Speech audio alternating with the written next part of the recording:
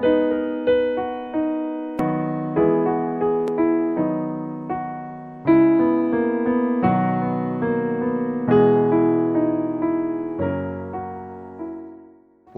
vamos a continuar con uno de los más grandes principios bíblicos de todas las Escrituras, y es este, que para poder resistir las artimañas del diablo, para poder luchar contra los principados y potestades, para poder luchar contra los gobernantes de las tinieblas de este mundo y la maldad espiritual en los lugares celestiales, es esencial, dice Pablo, que primero sean fuertes en el Señor y en el poder de su fuerza.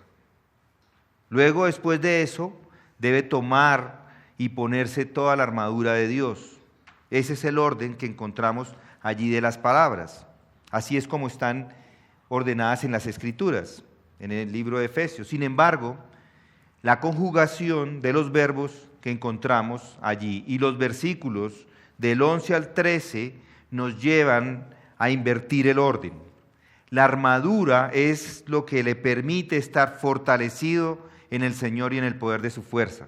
Es decir, que lo primero que hace es ponerse la armadura, y poniéndose la armadura se fortalece en el Señor y en el poder de su fuerza. Y esto de la armadura es muy importante, porque ¿cuántas veces nos dejamos llevar de nuestros pecados? ¿Cuántas veces nos dejamos seducir de ellos? Y llegamos al pecado por no estar fortalecidos. Por eso es que hay que tener la armadura puesta constantemente. Por eso vamos a estudiar en detalle cada uno de los elementos de la armadura.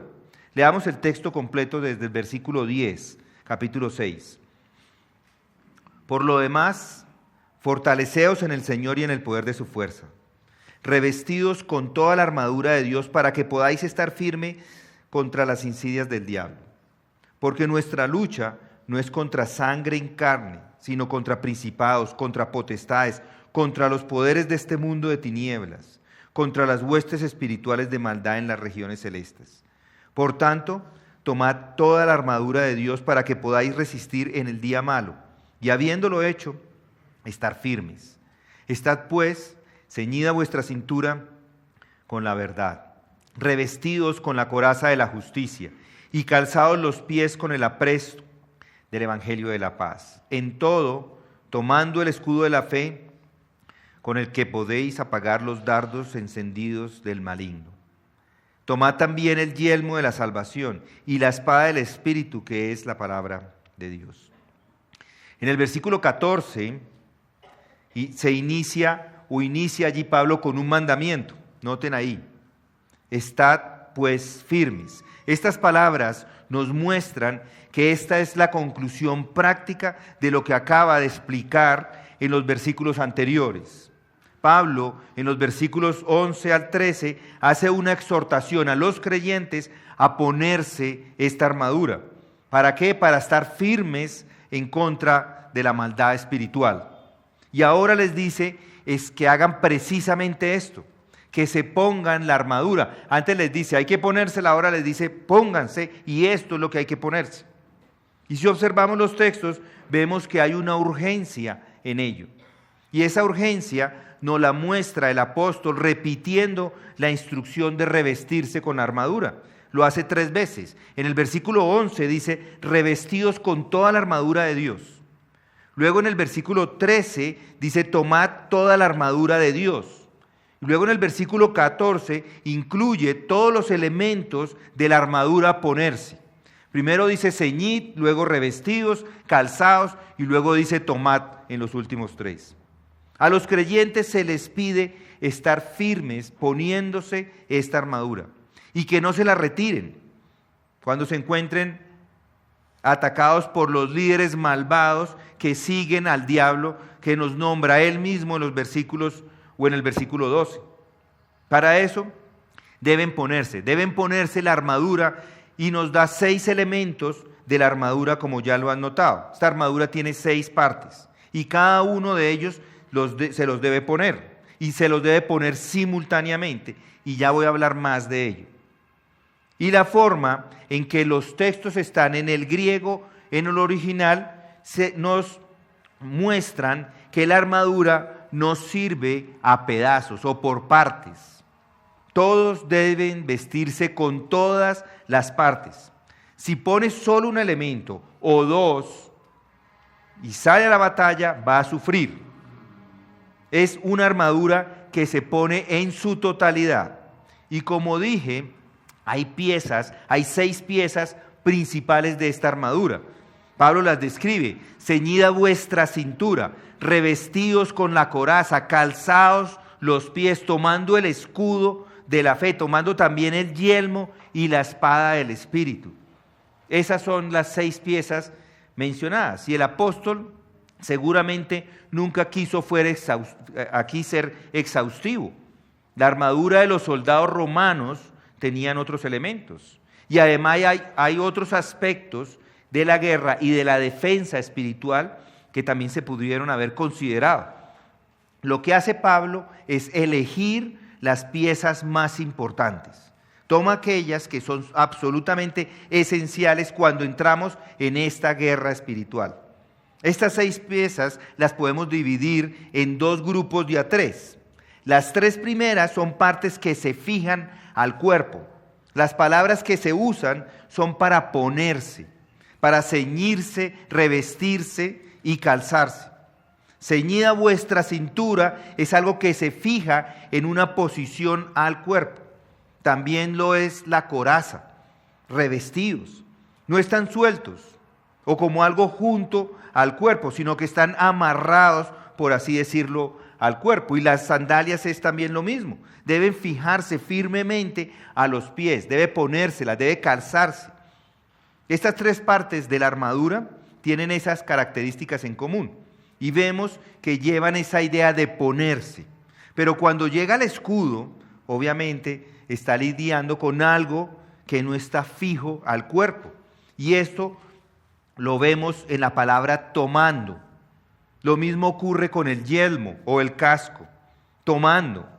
No debe pensar en el casco como los cascos de los soldados que conocemos de la Edad Media. En esos tiempos, el casco era un elemento de armadura fijo e inclusive difícil de quitar. Y el casco o el yelmo que se usaba en la época del apóstol consistía de una gorra de cuero con trozos de metal. Y ya veremos más de él. Ese accesorio no era tan firme para el soldado como en el caso de las 3 primeras piezas. Y obviamente la espada tampoco está fija ni unida al cuerpo. Simplemente hay que tomarla. Y veremos el significado de esta distinción en la medida que vamos avanzando con nuestra interpretación del significado de cada una de las piezas individualmente. El único otro comentario general es que el orden es importante. Ese orden en que se mencionan las piezas es de gran importancia y significado. El apóstol nos dejó estos diferentes elementos, o no dejó mejor, estos diferentes elementos al azar o de una manera desordenada. No los puso como se pudieran venirse a la mente. Estaba viendo de pronto un soldado y dijo, bueno, va a pensar en este, y empezó así a escribir. No, el apóstol arma todo un argumento en relación a estos elementos, y es esencial que los entendamos de manera individual, que los entendamos en el orden y como un todo. Así que empecemos con ceñida vuestra cintura con la verdad. Ese verbo ceñida casi que suena como si fuera algo que alguien hace por nosotros. Es como si la acción de ceñir fuera hecha por un tercero, por otra persona, pero no. Este verbo es un participio y es la misma persona la que hace la acción, y su conjugación nos lleva a pensar que es un mandamiento que deben hacer los cristianos. Algo como cíñase, algo así como estad pues firmes, ciñéndose vuestra cintura con la verdad. En otras palabras, somos nosotros los que tenemos que hacer esto. La cintura no se nos pone, tenemos que ponérnoslas y tenemos que mantenerla firme en su posición. Este cinturón debe fijarse en la cintura o en los lomos, como dice la Reina Valera. Es obvio que el cinturón no es para verse bien, no es un adorno. Los cinturones a menudo son adornos, ustedes lo saben. Yo llevo cinturón, yo no me lo pongo de adorno porque me lo quito y se me caen los pantalones. Pero muchos sí los llevan así, para verse bien. Y no es la apariencia lo que le preocupa al apóstol acá. Él dice que este cinturón es una parte absolutamente esencial de la armadura y por lo tanto es lo primero que tiene que ponerse. El cinturón es vital para la función, para su función. La palabra cinturón no se encuentra en el texto, pero decir que ceñidos los lomos o ceñida vuestra cintura está haciendo referencia a algo como un cinturón. Por eso algunos interpretan como cinturón o como correa esta parte de la armadura. Esto porque los hombres usaban en ese tiempo prendas largas y sueltas y necesitaban de una correa para fijárselos. Y entonces dicen que para ir a la guerra tendrían que fijarse esa ropa porque si no va a ser muy difícil. Pero hay algunos otros comentaristas que lo ven como un delantal de cuero que se ponían, o como ese delantal que se ponían los soldados romanos, los militares. ¿Se han visto alguna de estas películas de la época, Ben-Hur o Gladiador? Allí vemos soldados romanos usando estas armaduras como un delantal. Este delantal es un elemento ajustado a la cintura con una serie de tiras de cuero muy fuertes, duras, que protegían tanto la parte de adelante como la parte de atrás. Este es un elemento protector del cuerpo. Así que lo que primero hacía el soldado era ponerse esto y se lo ponía para prepararse para la acción. Con el cinturón o con el delantal estaba listo, estaba pronto, estaba presto para la acción. Y saber que tenía esta protección inmediatamente le daba confianza, le daba esa sensación de seguridad. En el fútbol americano, los pantalones tienen un acolchado. Estos jugadores, si ustedes los han visto, son muy cubiertos por unas sombreras y los pantalones tienen este acolchado. Y uno piensa que se golpean durísimo, no se golpean tan duro porque están cubiertos con eso. Entonces, todas las piernas están protegidas. Es algo similar a lo que está diciendo acá. Algo muy fuerte que si recibe un golpe, esta armadura es muy fuerte que si recibe un golpe no le va a herir. Y llevar esto es estar preparado, es estar listo para la acción. Es algo similar a lo que dice Lucas 12, donde está advirtiendo a sus discípulos que sean siempre vigilantes, cautelosos, que sean cuidadosos. Nuestro Señor lo dice así: estad siempre preparados y mantener las lámparas encendidas.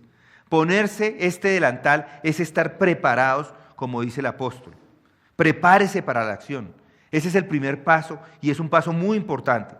Que nunca lo cojan desprevenido o que lo cojan en una acción en la que no está listo.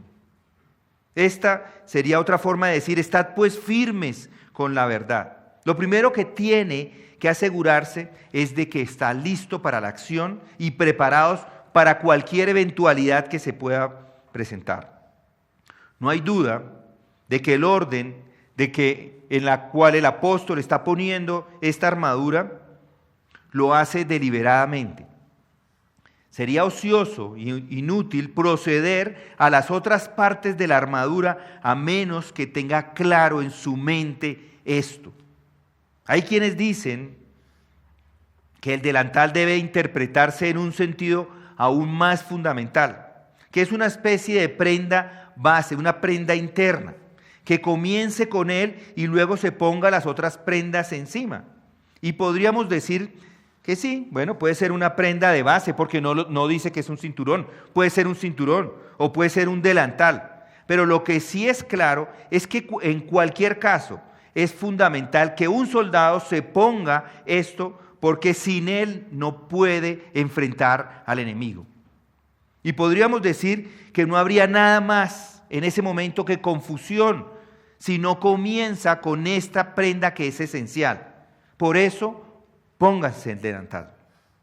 Ahora llegamos a la forma en que Pablo usa esta imagen del delantal de una manera espiritual. Él dice, estad pues firmes, ceñidos vuestros lomos con la verdad. Con la verdad. ¿Qué quiere decir Pablo con verdad aquí? Ha habido mucha discusión sobre este asunto. De hecho, es interesante, por no decir casi que chistoso, ver la cantidad de observaciones que hacen los comentaristas. Entonces, ¿qué quiere decir esto de verdad? Varios responden que eso es toda la verdad de Dios, que esa palabra es decir, esa verdad es toda la palabra de Dios, la verdad de las Escrituras. Otros dicen, no puede ser, porque Pablo más adelante, en otra de las prendas, dice, también tomado el yelmo de la salvación y la espada del Espíritu, que es la palabra de Dios. Por eso dicen, argumentan y dicen, el delantal no puede representar la verdadera palabra de Dios como se representa acá, porque aquí ya la tenemos. Algunos de ellos dicen que debe significar algo más allá de la verdad general. Algunos de ellos dicen que es un espíritu de sinceridad y veracidad entre nosotros o en nosotros. No tanto la verdad misma, pero más una sinceridad de cada uno de nosotros, como dice David en su Salmo 51. Dice, tú deseas la verdad en lo más íntimo y en lo más secreto me harás conocer sabiduría. Ahí está hablando de la verdad de Él. Seré limpio, seré blanco, más blanco que la nieve, un corazón limpio, un espíritu recto dentro de mí, justicia, todo eso hablando acerca de la persona. Entonces dicen, esa es la base. Tienen que ser honestos. El cristiano se pone el delantal de la veracidad, de la sinceridad, de la franqueza y de la justicia, porque sin esto está indefenso y sin esperanza. Bueno, esa no es una buena interpretación y es casi que peligrosa. Yo pienso que es la verdad general. Y hay una gran diferencia entre la verdad como un todo y la verdad en porciones separadas. Tomemos la frase, la espada del Espíritu, que es la palabra de Dios. Hay una ilustración perfecta de lo que se entiende por esta expresión. Y la encontramos en la tentación de nuestro Señor y Salvador Jesucristo en el desierto, cuando fue tentado por el diablo. El diablo vino tentándolo. Y nuestro Señor le respondió diciendo, está escrito, si lo recuerdan. Allí Él está usando la espada del Espíritu, que es la palabra de Dios. Pero lo que realmente está haciendo allí es haciendo citas a escrituras en particular, escrituras de la Biblia. Y eso es muy diferente a hablar de toda la verdad de la Biblia. No de toda la verdad no toda la verdad concerniente a la doctrina de la salvación. Por lo tanto, sugiero que el delantal sí representa toda la verdad en sí misma. Pablo está hablando de la verdad de una manera general. El delantal no puede representar la veracidad, la sinceridad y la franqueza por esta razón, porque si va a confiar en su sinceridad y veracidad como la pieza fundamental de la armadura en la lucha con el diablo, entonces ya está derrotado y la campaña militar ya la perdió. ¿Está preparado para confiar en usted mismo? No, debería decir. Todos estamos en una posición de tener que decir, soy lo que soy por la gracia de Dios. La pieza fundamental de mi armadura no es mi propia sinceridad y veracidad. No puede ser eso. Por eso el apóstol está enfatizando aquí que es una pieza de armadura fundamental, provista por Dios para ustedes. Por lo tanto, no es principalmente una pieza a dejarla de lado, hay que ponérsela. Es una parte que usted debe ponerse, no es algo que sale de usted. Es algo que deben ser capaces de ponerse porque es algo que Dios les da. Y para interpretar esa palabra verdad, tal como la utiliza el apóstol, hay que estudiarla bien, porque se pueden dar generalizaciones y no ser precisos. Pero la palabra o la frase, la espada del Espíritu, que es la palabra de Dios, nos está complicando un poco, por eso no deberíamos ir a las Escrituras y estudiarlo. Veamos entonces si podemos llegar al significado de esta palabra verdad escudriñando las Escrituras y comparándola con Escrituras en otros lugares. Ese es seguramente el mejor método que podemos tomar para hacer una real exposición de lo que está aquí en Efesios. Una escritura que podemos evaluar es Juan 8:30. Juan 8:30, vengan conmigo allí. Juan 8:30. Allí dice: al hablar estas cosas, muchos creyeron en él. Entonces Jesús decía a los judíos que habían creído en él: si vosotros permanecéis en mi palabra, verdaderamente sois mis discípulos, y conoceréis la verdad, y la verdad os hará libres. Noten los términos que nuestro Señor usa. Habla de conocer la verdad. En otras palabras, Él está hablando de ello como un todo, toda la doctrina cristiana en su totalidad, la suma completa de la verdad. Y esa verdad es la que os hará libres y os hará libres del diablo. Noten ese énfasis. Él dice, parece que han creído. Muy bien, han creído. Han creído si continúan en mi verdad, si continúan en mi instrucción sobre la verdad. Entonces seréis mis discípulos. Entonces la verdad que os ha sido impartida y en la que continúan os hará libres. Para ser libre del diablo y de sus artimañas debe ponerse el delantal de la verdad. Y su verdad es toda la palabra. Por consiguiente, o mejor, consideremos la frase de nuestro Señor en la oración sumo sacerdotal, registrada en Juan 17. Santifícalos, dice. En tu verdad, tu palabra es verdad. La santificación es por la verdad, por obra, por medio de su palabra. Es esta palabra de Dios, es la palabra de Dios, es transmitida por medio de las Escrituras y es la verdad de Dios. Lo que estamos tratando aquí en Efesios 6 es la santificación. Por lo tanto, el significado es exactamente el mismo en Juan 8 que acabamos de leer y Juan 17. Y tomemos otro ejemplo. El apóstol Pablo en la primera epístola a los Corintios, capítulo 16, versículo 13, dice esto. Dice, estad alerta.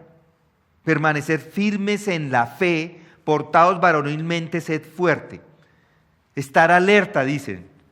Aquí en Efesios la exhortación es la misma, pero sucede que usa un término paralelo, alternativo. Dice, estad pues firmes, ceñida vuestra cintura con la verdad. El apóstol está hablando de la verdad en Efesios 6:14, como un todo.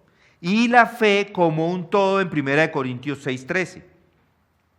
Note también que el apóstol Pedro dice algo similar en su primera epístola a las personas que estaban en problemas y en dificultades y que tenían una gran batalla contra el mundo, contra la carne y contra el diablo. Y habiendo esbozado toda su posición, Pedro retoma su argumento en el versículo 13 y dice esto, primera de Pedro 1:13 dice, por tanto ceñid vuestro entendimiento para la acción. Ahora la mente es la que se ocupa de la verdad. Es esclarecedor estos textos. Pedro nos muestra esa conexión. Ceñid vuestro entendimiento como lo hace Pablo en nuestro texto. Pedro está pensando en algo más que en el cuerpo.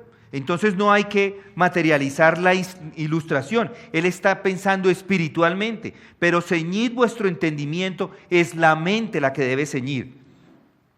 Porque lo más grande del hombre es la mente. Y su mente debe recibir iluminación si quiere luchar con éxito. Pedro repite esto mismo en 1 de Pedro 5:9, donde escribe, dice, estad alertas. Vuestro adversario, el diablo, anda al acecho como león rugiente, buscando a quien devorar, pero resistirles firmes en la fe. En otras palabras, lo primero que debe darse cuenta es que debe resistirles firmes en la fe. Y para estar firmes en la fe, debe ceñirse sobre la verdad, sobre toda la verdad. Debe atarse a usted mismo y a su ropa la fe. Estos ejemplos seguramente son los que nos están ayudando a arrojarnos luz a esta situación que tenemos en nuestro texto. Por lo tanto, esa verdad en el contexto significa una creencia y un conocimiento de la verdad de cómo es Cristo Jesús, de la verdad revelada por Cristo. Es la verdad objetiva. Significa que es un dominio de la verdad, pero también significa ser dominados por toda la verdad, estar sostenidos por la verdad. Esto es lo que le une, esto es lo que lo mantiene unido y lo pone firme, le da vigor, le da fuerza y poder. Y para expresarlo, particularmente significa que no se limita a mirar la Biblia intelectualmente o a estudiarla como si fuera las obras de Cervantes, sino más bien es la verdad, una verdad que usted se apodera de usted también, que le gobierna, que gobierna todo lo que usted piensa acerca de este mundo, que le gobierna todo lo que usted piensa acerca de usted, acerca de su carne, acerca del diablo, y le gobierna todo lo que sucede en el mundo. Si así hace, se ha ceñido con él, con la verdad. Ceñid vuestro entendimiento para la acción, sed sobrios en espíritu, poned vuestra esperanza completamente en la gracia que se os traerá en la revelación de Jesucristo, como acaba de decirnos Pedro. La verdad es lo primero que se pone. Sin ella están completamente perdidos. Significa que tiene una convicción establecida con respecto a la verdad. Significa que no hay incertidumbres, que no hay dudas. Significa que también no debe haber falta de claridad, que todo lo conoce. No hay esperanza, dice Pablo, a menos que se ponga primero la verdad. Si va a luchar contra el enemigo, debe tener claro la verdad. Y eso significa nada menos que saber en qué ha creído. ¿Qué ha creído? Debe saber lo que cree. El delantal es la verdad. Es una visión apropiada, es un entendimiento apropiado de qué es lo que gobierna toda su perspectiva en todos los aspectos en este mundo. Solo de esta manera, dice el apóstol, es posible librar una lucha exitosa contra el enemigo. El diablo trata de confundirlos, de desviarlos, de cambiarlos de dirección de lo que usted cree. Él es un mentiroso, es un asesino, es el acusador de los hermanos, es el adversario. Y como ya hemos visto, ejerce estos nefastos poderes, en particular sutileza y entusiasmo, y le confunden y lo llevan a incertidumbre. ¿Cómo se repele? Ceñida vuestra cintura con la verdad. Si no lo hace, está derrotado, inclusive antes de que comience a luchar. Este principio se ilustra a través de la historia de la iglesia. Está claro de la necesidad de ponerse ese delantal de la verdad. Ya habían surgido muchos herejes en otros tiempos, inclusive durante el Nuevo Testamento. En la iglesia primitiva, el diablo trató muy tempranamente de sembrar semillas de confusión e incertidumbre.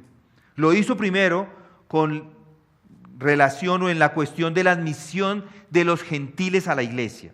Trató de hacer que los cristianos judíos se aferraran a la circuncisión como algo absolutamente esencial, y también algunas otras observancias de la ley.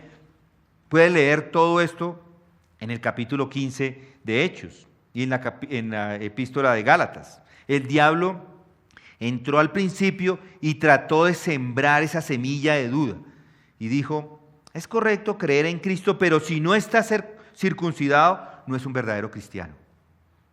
Cada uno tiene que convertirse en judío antes de que pueda convertirse en un verdadero cristiano, era lo que decían. Y así la confusión estaba entrando. Y entonces, ¿qué hicieron los apóstoles? Tenían que lidiar con ese problema. Se reúnen, y a eso lo encontramos en ese capítulo de Hechos. Tenemos allí el relato del apóstol Pablo despidiéndose más adelante también de los ancianos de la iglesia en Éfeso, porque allí encontramos otra situación similar. O sea, en el capítulo 15 encontramos cómo solucionaron ellos el tema de la circuncisión. Y ahora, en el capítulo 20, también de Hechos, encontramos otra situación igual. En capítulo 20, versículo 28 al 30, Pablo está saliendo, dice: tened cuidado de vosotros y de toda la grey, en medio de la cual el Espíritu Santo os ha hecho obispos para pastorear la iglesia de Dios, la cual Él compró con su propia sangre. Dice él: sé que después de mi partida vendrán lobos feroces entre vosotros que no perdonarán el rebaño, y que de entre vosotros mismos se levantarán algunos hablando cosas perversas para arrastrar a los discípulos tras ellos. Por tanto, estad alerta, recordando que por 3 años de noche y de día no cesé de amonestar a cada uno con lágrimas. Pablo había pasado mucho tiempo enseñando, predicando, iluminando a estas personas, dándoles el entendimiento, porque sabía que había gentes malas, que había males, que iban a surgir. El delantal de la verdad era absolutamente esencial en ese momento, porque si no estaban derrotados, si no tenían el conocimiento estaban derrotados.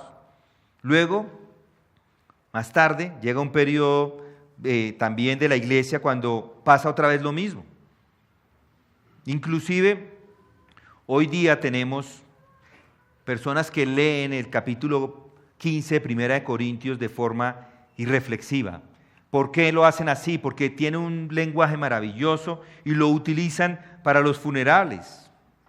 Pero lo utilizan porque tiene unas oraciones, unas cadencias, una gloria, una belleza, pero a menudo no se dan cuenta de lo que el apóstol en realidad está diciendo. Escribió ese capítulo porque había personas que estaban enseñando que no había la resurrección.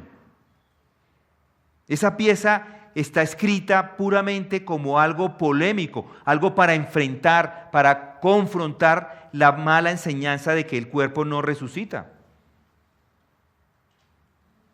Él dice: si hemos esperado en Cristo para esta vida solamente, somos de todos los hombres los más dignos de lástima. Tiene que escribirlo Pablo para poder contrarrestar este sutil intento del diablo de desviar la verdad. Pablo hace lo mismo en 2 de Timoteo. Él dice: sé que se han desviado de la verdad, diciendo que la resurrección ya tuvo lugar, trastornando así la fe de algunos. ¿Cuál es el remedio? El remedio a esto es la verdad, el fundamento de Dios, lo que Él nos ha dejado, la verdad de las Escrituras, todo. La verdad del Evangelio, como dice el mismo Pablo en 2 de Timoteo 2:8, mi Evangelio. Es la única forma en que puede resistir al ataque del enemigo. Las epístolas del Nuevo Testamento son, en cierto sentido, todas mostrando esa verdad. Son ese delantal que usted y yo debemos ponernos. Es el delantal de la verdad. Tienen que estar equipados con la verdad, porque se van a encontrar con el enemigo. Necesitan tener esa verdad en sus mentes. Todo pensamiento debe estar gobernado por ella, de modo que cuando llegue un ataque pueda dar una respuesta y estar listos, ceñidos con la verdad. Pero este problema no termina en la iglesia primitiva, continuó siglos posteriores. Leyendo la historia de la iglesia cristiana, encontramos que se llevaron a cabo unos concilios, grandes concilios. Los líderes cristianos de diferentes lugares o diferentes países fueron allí, se reunieron porque estaban saliendo herejías que habían surgido en ese momento. Se estaban propagando falsas enseñanzas y toda la iglesia estaba en un momento de confusión. Nadie sabía exactamente qué creer. Uno dijo esto, el otro dijo otra cosa. Enseñanzas que eran diametralmente diferentes, opuestas. Sin embargo, todos se llamaban a sí mismos como cristianos. Y los primeros cristianos, guiados por el Espíritu Santo, se reunieron en estos concilios donde definían la verdad, donde iban las Escrituras y decían: esto es lo que creemos. Esto está mal y esto está bien. Definieron la herejía, la condenaron y excomulgaron a esas personas que enseñaban. Si no lo hubieran hecho, hoy no habría iglesia. La filosofía griega entró en ese momento y hombres que estaban en esos días tratando de entender y explicar lo que no podían entender y explicar, usaron la filosofía y se convirtieron en herejías. Y los líderes de las iglesias tenían entonces que reunirse en estos concilios. Y el resultado de ellos son esos grandes credos que tenemos. Credos para la iglesia, el credo de los apóstoles. El credo de los apóstoles nunca se hubiera escrito si no hubiera sido exactamente por ese problema que tenían en ese momento. El diablo, en su astucia, había tratado de causar confusión a la iglesia. Así que se reunieron y dijeron, estos son los elementos esenciales de la fe. Recítelo, medítalo, póngalo en su mente, memorícelo, duerma con él.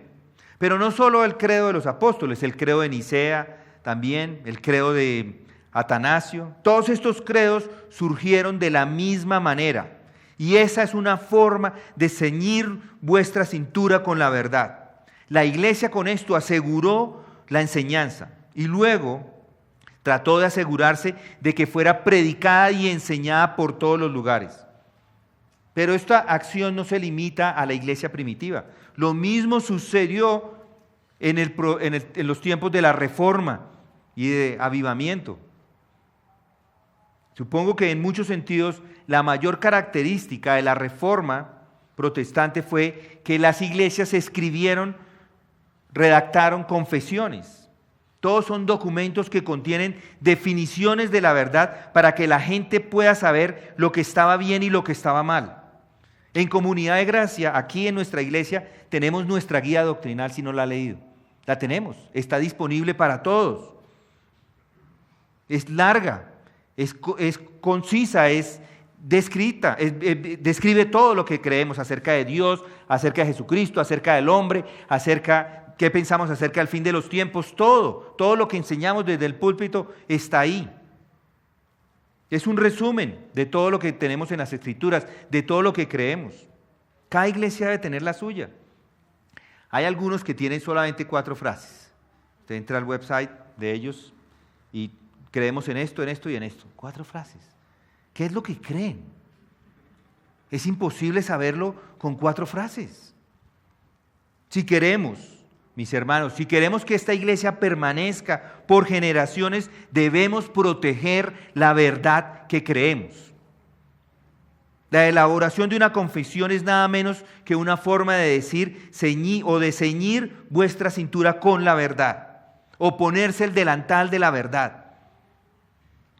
Tal es la acción que es esencial para cada uno de nosotros. El mismo apóstol nos lo dice, no te dejes engañar. Las malas compañías corrompen las buenas costumbres. La verdad sí importa. Si comienza a equivocarse en sus compañías, en lo que dicen otros, en lo que tienen otros tienen otros pensamientos, ¿eso qué lo va a llevar? A las malas prácticas, a malos modales, a malas prácticas, a malos pensamientos, y eventualmente van a naufragar en la fe. El error en la doctrina es siempre fatal, tanto en una persona, tanto en el individuo como en la iglesia. Pablo ha dicho claramente en esta epístola a los Efesios que Cristo ha dado a la iglesia, Él dio a algunos ser apóstoles, a otros profetas, a otros evangelistas, a otros pastores y maestros. ¿A fin de qué? A fin de capacitar a los santos para la obra del ministerio, para la edificación del cuerpo de Cristo. ¿Hasta qué? Hasta que lleguemos a la unidad de la fe y del conocimiento pleno del Hijo de Dios, a la condición de un hombre maduro, a la medida de la estatura de la plenitud de Cristo. Para eso estamos acá. Esto se afirma positivamente, pero el apóstol, después de estas palabras, inmediatamente da algo negativo. Dice, para que ya no seamos niños, sacudidos por las olas y llevados de aquí para allá por todo viento de doctrina, por la astucia de los hombres, por las artimañas engañosas del error. La característica de los niños es que tienden a creer todas las cosas, tienden a creer todas las historias. Puede llegar un hombre, de pronto se lo encuentran, un hombre muy agradable, con esas camisas blancas, con su cosita acá, viene hablándoles con sus libros o con sus revistas. Hay otros que traen unas revistas por la calle o inclusive pueden tocar a la puerta. Y suena bien, parecen buenos hombres. Habla de la Biblia, parece que habla de la Biblia. Y si habla de la Biblia, de pronto es correcto lo que está diciendo. Los aceptamos en las casas, reciben sus revistas y las empiezan a leer sin investigar nada. Eso es ser sacudidos por todo viento de doctrina, porque no conocen su propia doctrina, porque no han ceñido sus lomos, porque no han ceñido su cintura con la verdad, porque no saben dónde están parados y sobre qué están parados. Entonces esta es la primera exhortación, esta exhortación que tenemos acá en particular para nosotros respecto a toda esta armadura. Realmente no hay esperanza para nosotros en la lucha contra el diablo y todas sus artimañas, a menos que posea y sean poseídos por la verdad. Si un conocimiento de lo que cree, sin un conocimiento de lo que cree, y de aquel en quien ha creído, ya perdió. Está derrotado. Entonces, firmes, después de haber ceñido vuestra cintura con la verdad. El delantal es la primera en la lista de las armas en nuestra guerra. Decida, tome la decisión de obedecer la exhortación del apóstol, habiendo hecho todo esto, estar firmes. Efesios 6:13. Mis hermanos, no dejen la verdad de lado. La verdad es lo más importante. No dejen nada más que la verdad de Dios, nada más que la verdad que encontramos en las Escrituras.